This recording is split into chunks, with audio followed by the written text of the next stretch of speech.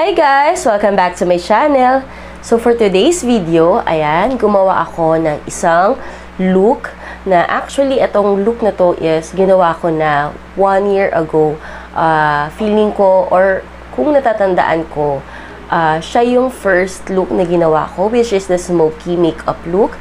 So yan, ni-recreate ko lang din siya. Iba lang yung color combination na ginamit ko. Still smoky eye siya. So yan, nilagyan ko lang ng konting twist gamit ang flare glitters. Ayan. If you want to know more about this look, please keep on watching. So start tayo sa aking foundation ulit. Gamitin kasi Wet n Wild in the shade of soft beige. So medyo maputi sa akin to, like sinabi ko last time, dahil sa online ko siya binili. Syunga-syunga, hindi naman alam yung shade ko. So yan, masyado siya maputi sa akin. And hahaluan ko siya ng Stay Genius in the shade of Toffee. Yan, ganyan siya. Tapos imimix ko lang siya. Kung mapapansin nyo, yung aking foundation na ginagamit ngayon is bago. Hindi na yung Flormar. Though, maganda si Flormar, oo. Nakita niyo naman yung coverage nun sa face ko. Kaya lang kasi, may napapansin ako na pag after ko mag-makeup or basta may makeup pa ako or kakalagay ko pa lang, medyo nangangati na ako. So sabi ko, try kong magpalit ng aking foundation. Baka sakaling hindi siya kumate. So, kasi pag ganun, feeling ko na-irritate na yung skin ko. Siguro kaya dahil din rumami yung aking pimples. Dahil siguro din sa foundation ko. Pero sabi ko nga, si Flormar, maganda siya. Kung coverage ang pag-uusapan talaga. At saka, long-lasting. Ang maganda pa dun kay Flormar talaga is, paano nga ba sasabihin ko? Yung habang tumatagal sa skin, lalong gumaganda. Yun yung effect sa kanya. Ito, hindi ko pa masyado na-try si Maybelline kasi right after kong mag-take ng video, nagbubura kagad ako ng aking foundation. So, hindi ko masyadong nakikita yung effect. Ay, Maybelline? Wet n Wild pala. Ayan. So, hindi ko masyadong nakikita yung effect ni Wet n Wild kapag matagal na sa face. Kung gumaganda ba siya lalo, ganyan. Pero kasi, photo focus to. So, ang sabi dito is, maganda siya. Yan. Kaya, tinry ko na din. Magsi-second layer ako kasi, ayan o. Dahil hinahaluan ko to ng ibang foundation, iba yung effect niya, hindi full coverage. Eh, dahil marami akong mga, minions sa mukha. So, kailangan kong takpan. Ayan. Kaya, nagdadalawang patong pa ako kay Wet n Wild. Napapansin nyo naman sa mga past video ko, diba? Kita nyo doon na talagang coverage si Flormar. Kaya lang, yun nga, kailangan kong palitan. Kasi, di naman lahat nag-i-stay eh. So, yan. Ang hugot. Gagamit ako ng pans. PB Magic Powder. Ayan. Actually, ito nakita ko to kay Mami Mean eh. Oo, alam ko sa kanya ko to nakita na ginagamit niya. So, sabi ko, try ko. Tapos yun, mukhang okay naman siya sa akin. Mukhang okay naman sa akin tong BB powder ng Pond's. So, yan. Set lang natin. Gusto ko yung amoy niya. Ayan.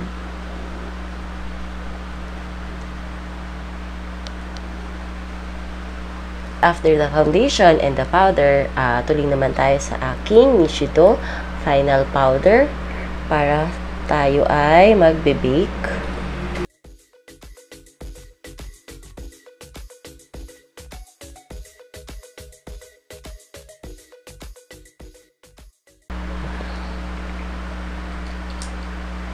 LA girl, baka naman. Kung napanood nyo yung video ko na ginawa ko si Princess Jasmine, may pag-giveaway kami ng aking Filipina Beauty Sisters. Ayan. So, lalagay ko yung link sa baba or ilalagay ko din siya at the end of the video para makita nyo and para makasali kayo. Sobrang gaganda ng prices. Sobra as in. Ang bubongga. First time namin magpa-giveaway and first collab namin yon as the Filipina Beauty Sisters. Actually, monthly, meron kaming collaboration and monthly din kaming may giveaways. So, kailangan yung lagi i-check yan. Ayan. Totoo yan. Promise. Ayan. Kilay na tayo. Masyado madaldal si Camille. Kilay na tayo.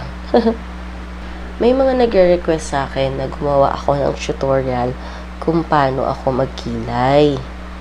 So, yan na nga. Sasagutin ko na kung bakit hindi ako makagawa. Kasi ganito yan. Kaya ko kayong turuan na kung paano ilagay yung ganito, ganyan. Pero yung pagme-measure ng kilay, mga pag-ganyan-ganyan, yan, hindi ko siya, alam ko siya, pero hindi ko siya kayang i-explain sa inyo ng mabuti. Kaya yun, parang takot ako gumawa ng tutorial about sa pagkikilay. So, sa kabilang kilay naman tayo. Ayan.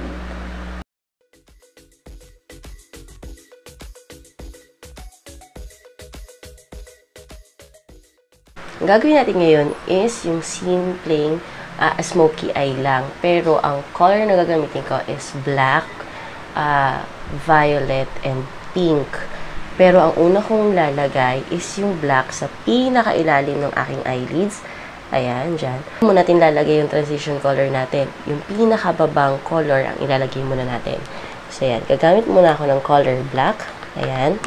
Actually, mas natatakot ako maglagay ng eyeshadow ng ganitong technique. Yung dark muna pataas. Pero, syempre, I want to try something new. Kaya, yan. Pero, parang mas madaling i-blend yung ganito. Parang hindi siya ganun katagal. Kasi na-try ko na to dun sa Disney Princess na look ko eh. Ganito yung ginawa ko. Mukhang okay naman siya.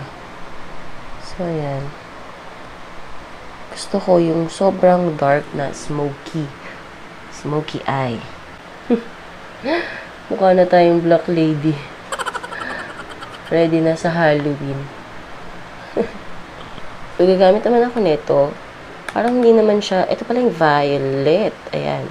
Saka to, ito medyo red-violet ata siya. So, yan. Lalagay lang natin siya sa ibabaw ni black. Ang lagi kong sinasabi, blending is life. So, yan. Kung gusto mong magkaroon ng magandang eyeshadow, kailangan mahaba ang pasensya mo. Yun. Ako mahaba lang ang pasensya ko sa eyeshadow ko eh. Maikli pasensya ko eh. Ganun ang ugali ni Camille eh. So yan.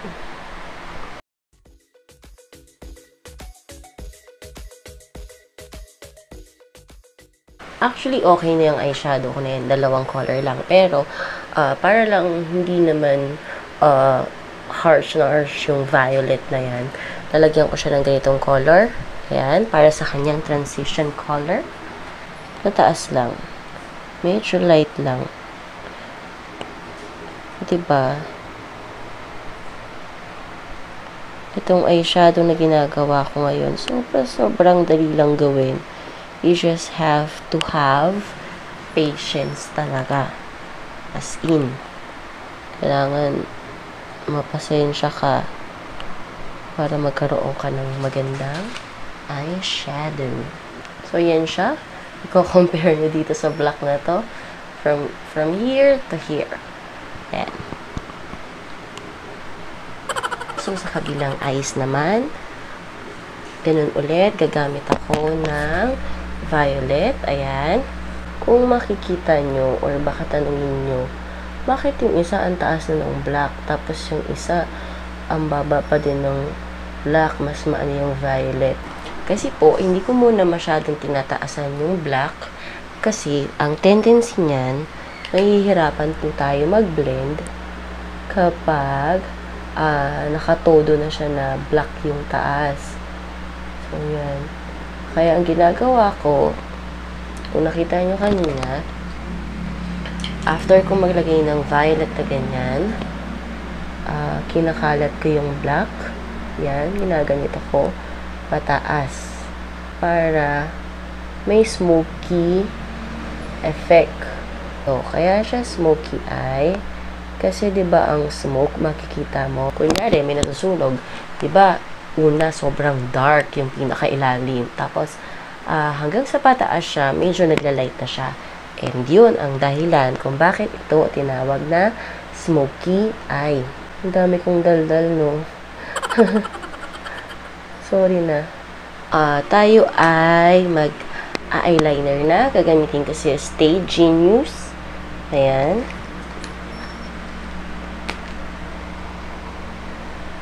Parang kahit di na mag-eyeliner, no? Kasi dark.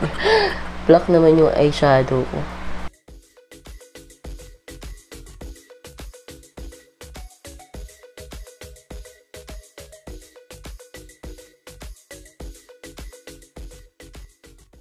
Ayan siya. Feeling ko sobrang simple niya. Hindi makita yung eyeliner niya. So, lalagyan ko siya ng flare. Ayan. Yung silver.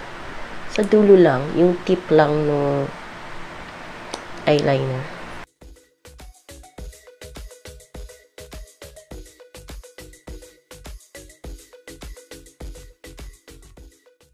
So, after nyan, maglalagay naman ako ng aking tight line. So, gagamitin ko ulit si Maybelline line tattoo. So, wala na ata. Hala. Kailangan ko na bumili.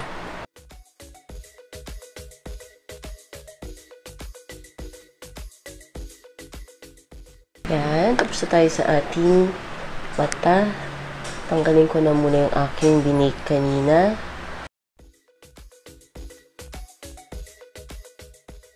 Ilalagay lang ako ng konting violet dun sa under eye ko. Yan.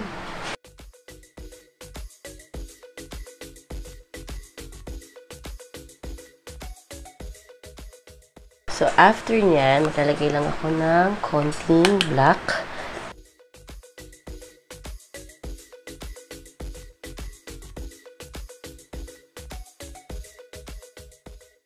Next is, gagamit ako ng Maybelline for my tight line.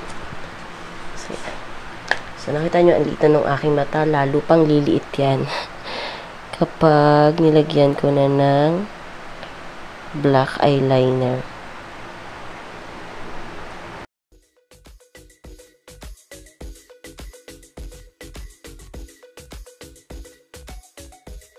After lahat yan, ayan, ako naman ay magkukontour gamit si BTLA Contour Kit.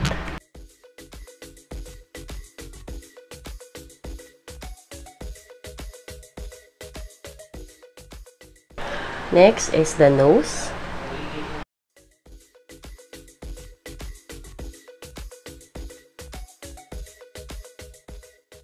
For the blush, ayan, gamitin ko si BTL. For the blush, as usual, gamitin ko si Detail Makeover.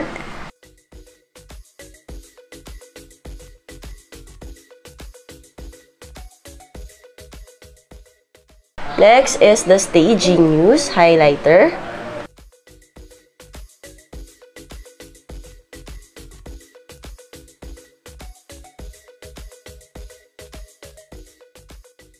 For the lips, gamitin ko si Colorette Debutante and Vice in the shade of Camerut. So, paghahaluin ko sila, una ko lang ilalagay si Colorette. Ayan.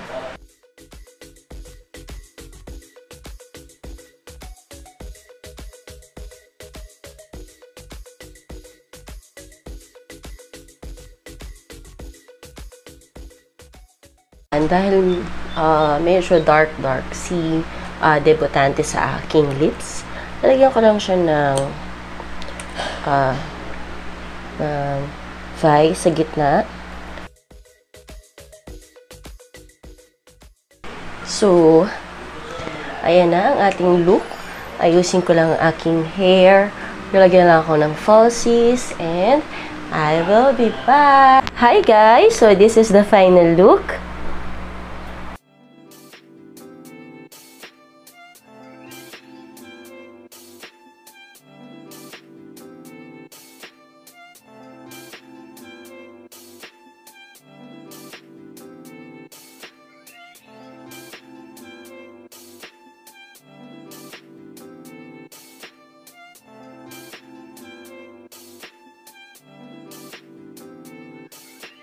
Ginawa ko for today. And don't forget to like, share, subscribe, and click the bell button below to get notified if may mga bago akong posted na videos.